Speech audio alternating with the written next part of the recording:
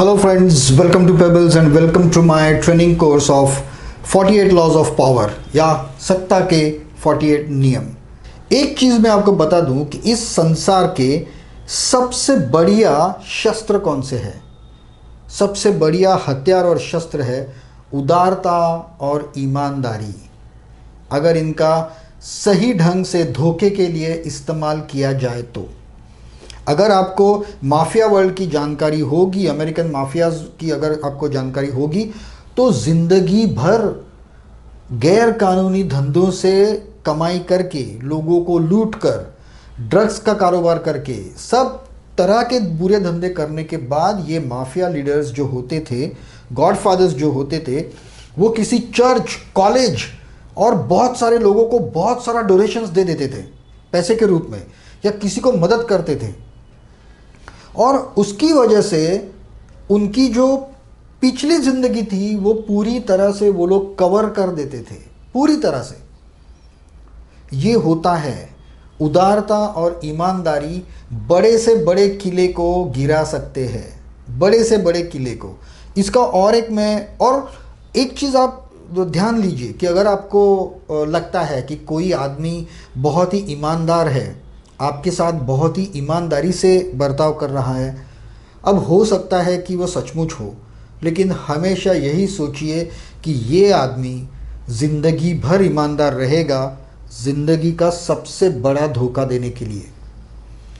ये सारा उसका नाटक है और सावधान हो जाइए। अगर आपके मन में एक बार ठान ली जाए कि पर्टिकुलर आदमी ईमानदार है, तो फिर उसे झुठलाना या फिर उस समझ को दूर करना बहुत ही मुश्किल होता है, बहुत ही मुश्किल होता है। इसलिए प्राचीन चीन में एक कहावत है कि कुछ भी लेने से पहले कुछ दो। हमें पहले देना चाहिए। अगर कुछ भी आपको लेना है तो बिना कुछ दिए, क्योंकि कॉरपोरेट वर्ल्ड में या बाहरी दुनिया में, रिलेटिव्स में, घर में ये नहीं होता मोस्टली, सास बहू में हो सकता है या फिर ननद भौजाई में वगैरह हो सकता है, लेकिन इन जनरल नहीं होता ये। लेकिन बाहर के बिजनेस कॉरपोरेट वर्ल्ड में ये सब चीज़ें होती है। अगर आप किसी के पास कुछ भी मांग रहे हो किसी से, तो हर कोई वहाँ आपको आपका शत्रु ही समझता है। वो हर कोई अलर्ट ही रहता है और वो इतना इजीली आपको नहीं मिलता। तो इनका ये जो दीवार जो खड़ी होती है, ये जो दीवार खड़ी होती है, उसे तोड़ने का सिर्फ एक ही मार्ग होता है, उदारता और ईमानदारी। और ये जो गुण है वो फर्स्ट मीटिंग में ही होने चाहिए। आपके किसी के साथ फर्स्ट मीटिंग है तो उसी मीटिंग में होने चाहिए। फॉर एग्जाम्पल, अगर आप किसी से मिलने जा रहे हो, ओके, सपोज आप खुद सोचो कि आपकी एक लड़की से या एक लड़के से आपकी बातचीत हो रही है किसी ऐप के ऊपर, चैट के ऊपर वगैरह, और आज आप उनको मिलने जा रहे हो। ओके, अब आप सिर्फ मिलने जा रहे हो बिना कुछ लिए। आप जाके मिले, दोनों ने मिलकर कॉफ़ी पी, अपना अपना पैसा दिया और आप निकल आए। अब आपके मन में कैसे विचार है या उसके मन में कैसे विचार रहेंगे? सिचुएशन नंबर 2, आप अगर अपनी एक लड़की से मिलने जा रहे हो या भले लड़के से मिलने जा रहे हो, आप एक रोज़ लेके जा रहे हो या फिर कोई छोटा सा, मे नॉट बी गिफ्ट, कोई बहुत कॉस्टली होने की ज़रूरत नहीं होती, क्योंकि हमेशा एक कहावत है, हमारी संस्कृति की कहावत है कि देने वाले की नीयत देखी जाती है, तोहफे की कीमत नहीं। इसलिए वो गिफ्ट भले कितना भी छोटा सा हो, आप एक रोज़ लेके जा रहे हो, छोटा सा गिफ्ट लेके जा रहे हो, आपने कॉफ़ी पिया, बिना ये राह देखे कि सामने वाला अपनी जेब से पैसे निकाले, आप बिल पे कर चुके हो। अब आप अपने अपने घर गए, अब आपके मन में विचार क्या होंगे और दूसरों, सामने वाले के मन में आपके बारे में क्या विचार होंगे? ये चीज़ आपने इसलिए की कि आपका रिलेशन पक्का हो जाए, आपका स्वार्थ था इसमें। लेकिन ये जो धुआं है, ये जो डाउट है, उसे हिलाने के लिए सच्चाई और ईमानदार, ये जो डाउट है उसको हिलाने के लिए ये उदारता और ईमानदारी बहुत काम आती है, बहुत ही काम आती है।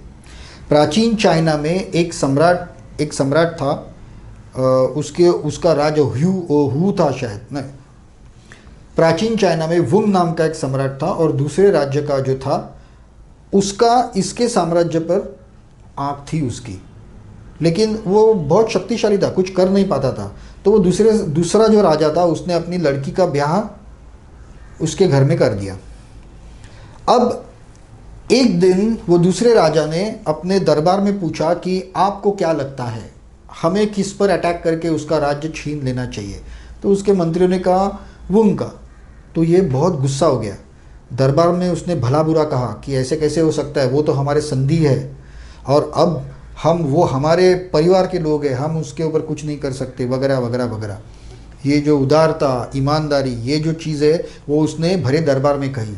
हर दरबार में दूसरे राजा का कोई गुप्तहेर या स्पाई तो होता ही है। उसने उसको जाके कहा कि ऐसे ऐसे हुआ और ये निश्चिंत हो गया कि ये तो हम पर कभी वार नहीं कर सकता या आक्रमण नहीं कर सकता। और कुछ ही दिनों के बाद ये जो केयरलेसनेस और ये जो एक ढीलापन उनमें आ गया था, वुंग का साम्राज्य खत्म हो गया। उसको उसी लड़की के जमाई ने पूरा हत्या लिया। और तभी चीन में ये एक कहावत आई है कि लेने से पहले दे दो। इसका मतलब ये नहीं है कि आप कर्ण के अवतार बनो, दानवीर कर्ण के अवतार बनने की ज़रूरत नहीं है। छोटी छोटी चीज़ें, ये जो छोटे छोटे लफ्ज़, डायलॉग्स और छोटी छोटी चीज़ें जो है, उससे आप अपने आप को किसी के भी सामने ईमानदार और सच्चा इंसान प्रोजेक्ट कर सकते हो ताकि उसको बाद में ख़त्म कर दिया जाए। और जब आप उसको ख़त्म कर दोगे तब वो बिल्कुल अलर्ट नहीं होगा। वो ज़मीन इतनी नरम पड़ चुकी होगी कि वो कुछ नहीं कर पाएगा और आपके ऊपर कोई भी डाउट नहीं ले सकता, क्योंकि आपकी छवि तो ऐसी है कि ये आदमी तो कभी किसी को धोखा दे ही नहीं सकता। ज़रूर इसके पीछे दूसरा कोई कारण होगा। राजस्थान में राजाओं के ज़माने में एक मुहावरा हुआ करता था। वो कुछ ऐसा था, बेटी देकर जमाई मारना। द सेम थिंग चाइना में भी हुआ। मतलब आप अगर आपकी बेटी का रिश्ता किसी के घर में कर रहे हो तो सामने वाला तो ये ज़िंदगी में सोच नहीं सकता कि आप उसे धोखा देने वाले हो।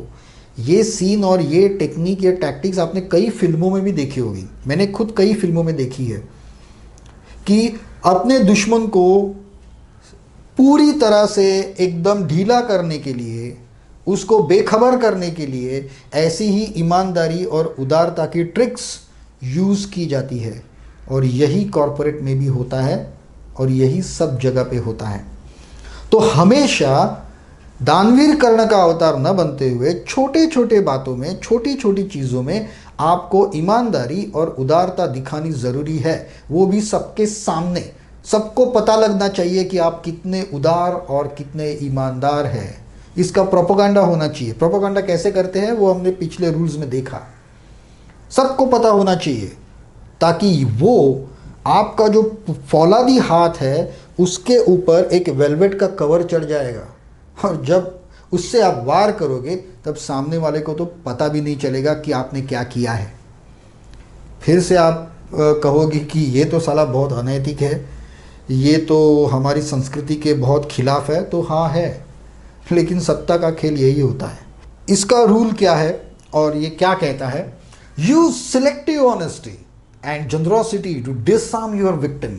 जिसे आपको ख़त्म करना है उसके सामने सबसे पहले इन्हें कहा है सिलेक्टिव ऑनेस्टी। मतलब पूरी तरह से ईमानदारी कर्ण का अवतार नहीं बनना है। सिलेक्टिव ऑनेस्टी एक पर्टिकुलर लेवल तक दिखाना है।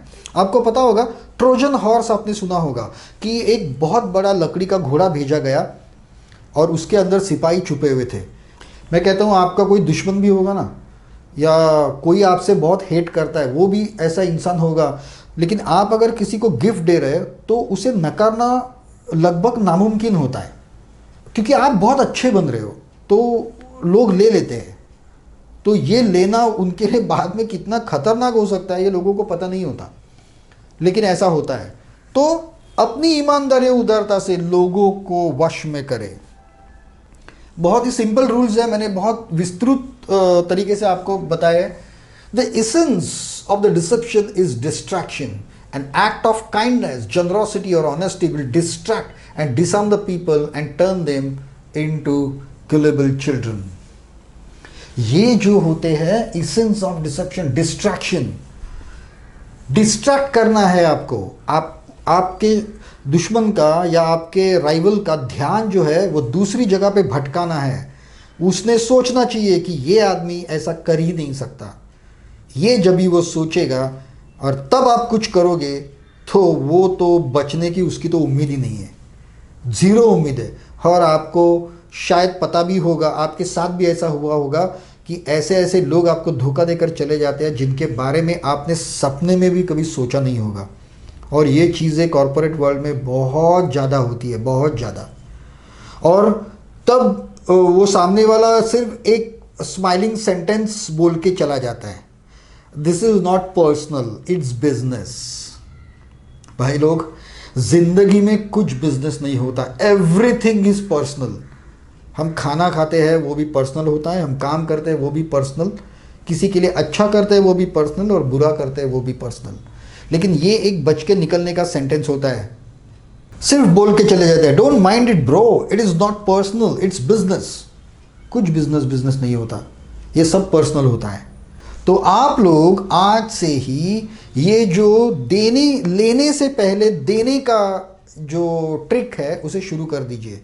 अपने आप को ऑनेस्ट और उदार सबके सामने प्रोजेक्ट कीजिए। भले अभी आपका कुछ भी इंटेंशन नहीं है, लेकिन एक छवि तैयार करने में क्या जाता है। तो ये छवि तैयार करने के पीछे लग जाइए, यही इस वीडियो का सार है। So friends, that's all in this video. अगले वीडियो में हम लोग मिलेंगे जहां हम देखेंगे रूल नंबर 13। तब तक के लिए आप चैनल को सब्सक्राइब कीजिए, कमेंट्स कीजिए, शेयर और लाइक भी कीजिए। And till then, goodbye, have a nice day.